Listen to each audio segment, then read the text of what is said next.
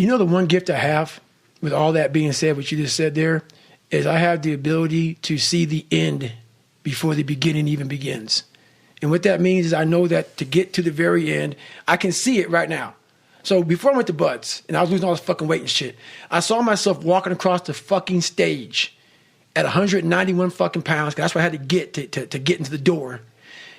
I saw myself 6 months, a year later, whatever it's going to take me to do it, I saw myself walking across that stage, getting that fucking certificate of graduation from Buds. And I was able to be there at 300 fucking pounds. And that feeling that I was nowhere near that fucking feeling, I was able to put myself there 1,000,000 times every fucking day. And that feeling of like, my God, that is going to feel fucking amazing. That's what made me suffer. That's what allowed the pain to be real and say, this is worth it. I want to feel for this fucking next 18 months. It took me 18 fucking months to finally become a Navy SEAL, to finally, just get through Buds. 18 months. It's 6 months. It took me 18.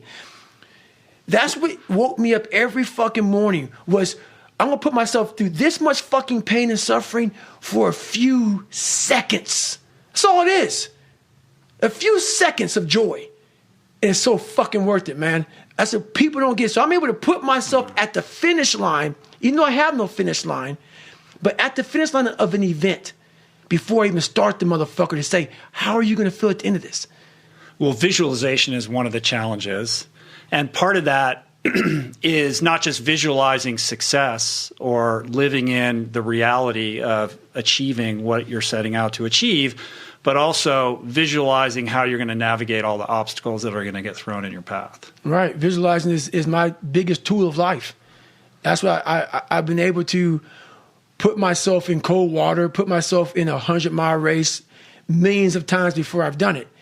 And I'm able to go through the race and see how I'm going to feel at mile 50, almost to the exact feeling. Right. So when it comes up, it's no surprise. It's no surprise. I've already done this a million times. Mm-hmm. And that's the one thing I practice and practice and practice and practice overnight. But also, the most important thing is I practice that feeling of accomplishment that I'm going to have when it's all said and done with.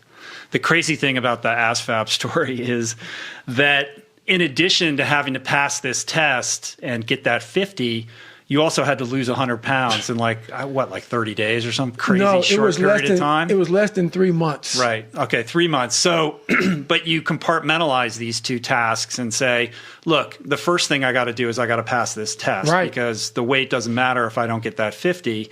And you shelved or put off losing the weight to focus on the academic end of it until you completed that hurdle, and then you looked at the weight stuff.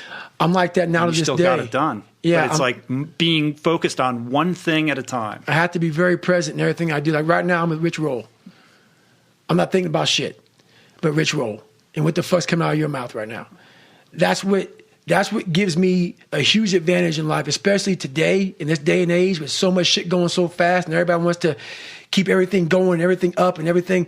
I want to be the greatest multitasker of all time. Not me. If I put my 100% into what's in front of me, I will destroy it. If I'm out here just multitasking and shit, I'm going to half-ass everything I do. So it is the most important thing in the world to me, is being focused at the task at hand. And it's getting harder and harder to do that because there are so many distractions, and it's so easy to distract yourself. Yes, it is. You don't ever have to be bored again with these things in our pockets. No, but the one thing I'm most scared of in the world is losing touch with the best thing in the world is your mind. Your mindset, how you can picture yourself, how you can focus, how you can drive, how you can put yourself in so many situations to get out of it. Because those headphones we listen to, those phones that we Google to find information, there's so many situations in my life where that shit's not going to help me. It's not going to help me. And you're able to just turn that off.